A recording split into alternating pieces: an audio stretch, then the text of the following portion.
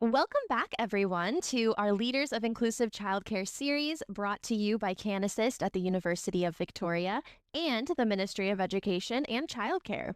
Today's episode is part 2 of Trauma-Informed Leadership in Childcare with Nikki McCrimmon. We are joining you today from the traditional territories of the Lekwungen and WSÁNEĆ peoples and are grateful and humbled to work and play on this unceded territory.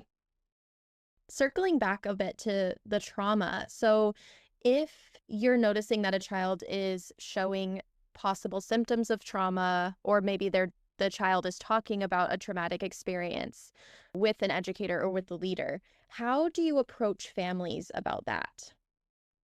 So I would invite them in for tea or coffee. If possible, having an elder present would be really wonderful. And I just start by having a conversation. How are you? How are you doing? And really getting to know what they may be going through. Of course, you already have to have a relationship before you sit down and have this conversation as much as possible. Sometimes we don't have that option depending on the situation. Could be a brand new family to our program, but really just hearing, I recognize that so and so is having really big feelings today. I just wanted to check in. Is how's everything going at home, or how are you doing? And giving them the opportunity to share. I find when you create this space with food and drinks and a safe environment and really show that you truly care and you're going to listen is so important, and validating is so important. That's hard. What you're going through is really hard, and we want to be here for you. We want to walk alongside you in this journey, and making sure that they have the supports that they need. And it could be I'm actually struggling with these same things at home with my child, and I don't know what to do.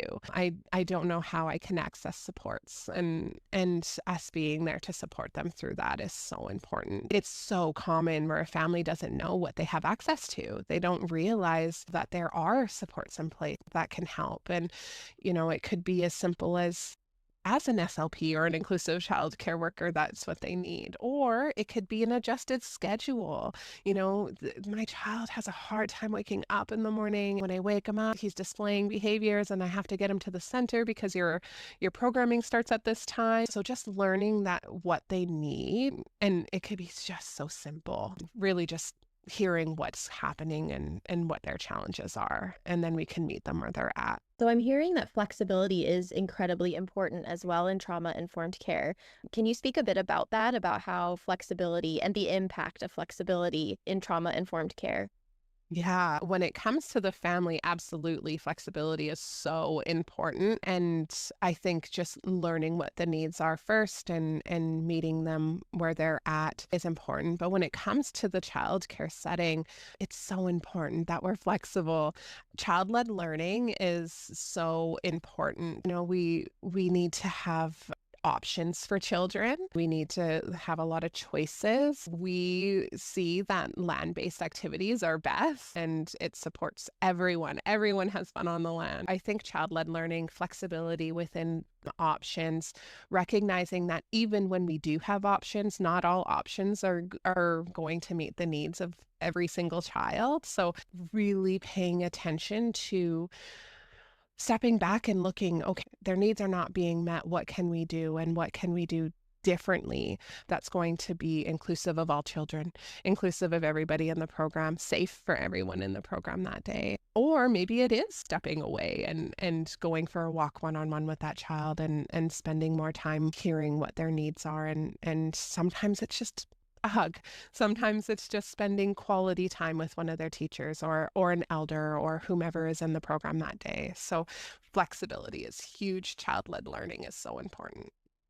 I think even the educators find solace in going on one-on-one walks with a child or just spending 10 minutes alone with them in some way. I think that is just so important. It builds the relationship, it helps you get to know their needs, but I also just think it is so important for the educator to take time and debrief with the child. It builds relationships, right? It builds that Yeah. trust and that relationship with those children. So when they are having those big emotions or those tough days, that they feel safe to do that. I want to talk to you about the medicine wheel a little bit and how behaviors play a role in determining what a child maybe has an unmet need in a certain area. So, if there's a little one who maybe they don't have the vocabulary or perhaps they just haven't learned to speak yet, how can you tell what the unmet need is when a child is displaying a behavior? Yeah, I think when we are dealing with an inability to communicate, when we are seeing behaviors, that is a communication. That is how they're sharing with us what their needs are. Now we have images, we have all sorts of different sensory items. I think when you're dealing with communication, we have technology that we support with, we have devices where children can communicate through. Sometimes they're not able even to do that. So then we have picture, we have a pillow with emotions on it that children can point to and share. And like if a child, so for example, they're not communicating, they're showing behaviors, but they run to a corner or they go and hide, I think that's a sign for us that they might need some time, some quiet time, or they're maybe overstimulated. If they're not hearing us in directions, then maybe they need some time to play with whatever that they're showing, or they're interested in something specific. So paying attention to what they're doing and what they're showing. And then that's when we determine, is it physical? Is it emotional? Do they need to drum spiritual? We find that when someone's overstimulated, when you bring drumming in or smudging in, children instantly calm, they instantly ease. And the other thing is trying different things. We're not going to know right off the bat. It may take us some time to learn what the needs are. And, I say to the staff, yeah, I give advice and I'm like, I don't know if I'm going to be right, but mistakes are proof of trying. I say that a lot. You have to make mistakes in order to know and learn how to grow and do better. So you do have to try a variety of different things with children, especially when there's, verbal communication issues or nonverbal or so on and so forth. We're going to have to try a variety of things. Yeah, I think that's a theme we're finding in all of the research we're doing and all of the conversations we're having. I think leaders kind of they put this pressure on themselves that they have to know exactly what to do every time. If an educator comes to them and says, "I have a problem with this behavior, how do I fix it?" The leader thinks, "I need to know the exact answer." And I think what we're hearing is that we need to take the pressure off ourselves when we are feeling that way because we are not always going to know everything. Every child is so different. And so we can't just expect to know the exact answer for every behavior. And I think leaders need to hear that that pressure needs to be taken off of them because Absolutely. We make we are mistakes too, human. and we don't It's have so all the true. answers. And it's okay to make mistakes. I think it also models for your staff that it's okay to make mistakes. I still make mistakes all the time, and I think as long as when we make mistakes, we learn from them. And when you make mistakes, if you take that as a learning opportunity, then you're going to grow and you're going to know how to respond better next time. That's how we grow wise, and that's why we look to our elders because they've made so many mistakes in their lives. And yeah, that's how we grow our wisdom and we grow ourselves. Yeah, so I think we kind of alluded to this next question a bit, but would you mind just sharing some of the barriers that are there for leaders to actually practice trauma-informed care and how we work around those barriers? You know, I came into the agency at a challenging time for a childcare setting. I think the lack of education around trauma-informed practice in for ECEs and ECAs is a big barrier. So really the barrier is just recognizing that the staff don't have that knowledge and understanding or awareness, and how we can do better ourselves as leaders to make sure that they are informed and ready and have that access to education and access to knowledge is really important. We've completely shifted how we do our hiring process for our childcare settings, and making sure our ECEs and our teachers are coming in understanding the barriers for our families and the families that we are working with. our goal is to remove barriers for families. That's what our childcare setting is all about. But if you hire someone and don't share that with them, they may not have an understanding of the setting that they're walking into, and that can be really challenging for them. If they're coming from a childcare setting that is very different than ours because we're child-led, because we're so flexible, and because we're working with barriered families, really making sure that they have that knowledge and understanding before they come into the center is so important. I think just really making sure that they know who our families are is big. So that was my biggest barrier, I think, coming into the work that I'm doing today. The other was access to the resources and supports for the family. Really, I took a year and a half to just build relationships and community. We've built a partners in collaboration table now so that all of our partners get to come together every month and do case management, and where we're able to refer families directly. Making sure that we understand intake processes for our partners. That's a big barrier for families, is accessing the resources in a barrier-free way. It could just be they don't have access to the internet or a computer or device to fill out forms, or they may not have a printer, or so on and so forth, those sorts of things. So as staff, I think it's more knowledge and understanding, lack of education.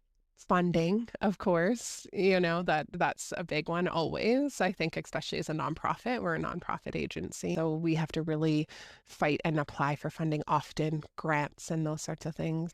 And then time. So our staff can get burnt out. Their work is really, really hard. So having not enough time to spend to build relationships with families can be a barrier. And, having to do additional education requirements outside of work, that can be a barrier. So really making sure that we're not burning out our staff, that we're having access to supports for them too as frontline workers, making sure that our benefits are good, that their needs are met, that they're balanced, right? Using that same medicine wheel model, making sure that their emotional, spiritual, physical well-being is met as well.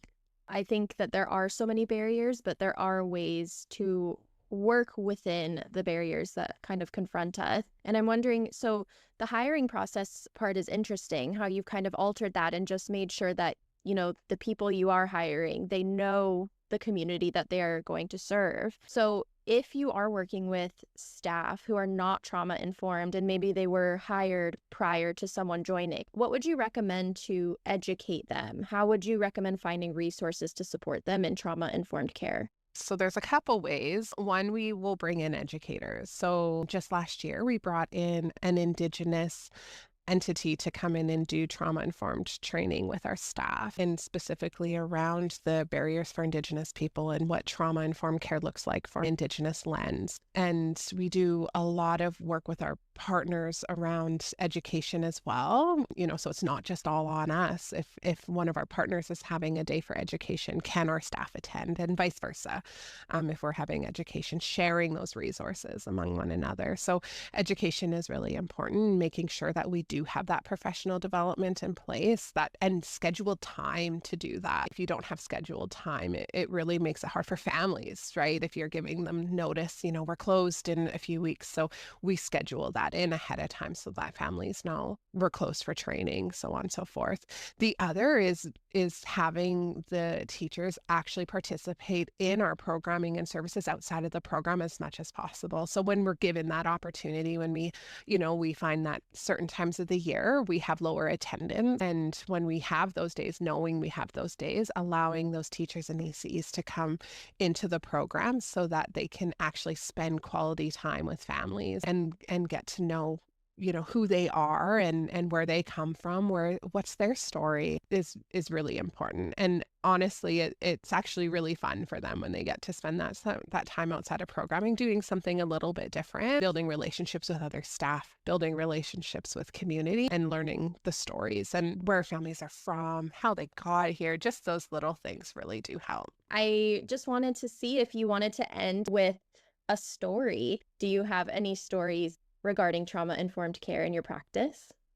I will say I don't get to practice in the front line as much as a manager would, or those sorts of things. But when there are situations that are dire, or a family is in situations that put them at risk for child apprehension, those sorts of things, then I will become more involved. There's a family that we work with very, very closely. We worked with this family when mom was a teen herself, and she has been a part of the child welfare system her entire life and has struggled with loss of her own children in the past. And when we recognize that the kiddos were struggling in the program, we have children in both our Head Start and our after school care program, we realized that something was happening at home. There were more behaviors than we would really normally see. Recognize that something was going on. I invited the family member to come in with an elder and just had a discussion, just like I shared earlier. And what we found out was they left home. They were living in a shelter. And for them to even just show up to programming is a huge success. Celebrating successes, celebrating when there's, even just the slightest win is so important. And then helping them along that journey. You're right. It's hard to ask for help, even when you have a strong relationship with someone. So offering those supports, making sure someone's walking alongside them in those applications. We were able to support the family in getting into a beautiful home. There's a partner that builds beds for kids. Each child got their own bed specifically made with a teddy and blankets, and they now have their own bedrooms, they have their own spaces, and they were set up with transportation to our programs, so that was a huge barrier for the family, was transportation. And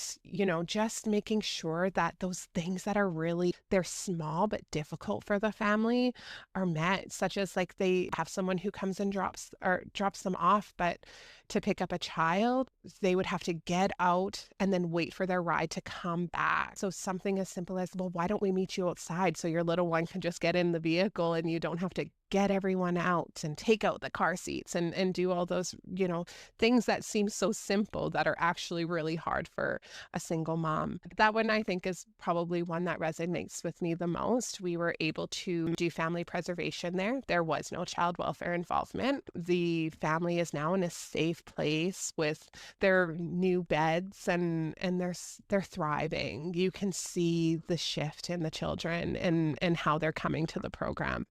Their needs are met, they're balanced, they're happy, and just supporting mom with the little things that seem tedious but really can make a big difference in how we support, just simple little things. You've said a few times walking alongside the family is so important, and I think that story really highlights that, how you do need to be walking alongside, and it's going to take time, and it's going to be in the little things. And so we can't expect trauma-informed care to be something that we just, have a magic wand and it happens overnight. It is something that takes time, and you do need to approach every situation so differently. It's just also unique. So gosh, that was really powerful. Thank you so much for sharing that. Is there anything else that you wanted to share about trauma-informed care before we sign off? I started taking the course through your guys' website, the Leaders in Inclusive Childcare. So I'm on module 3 right now.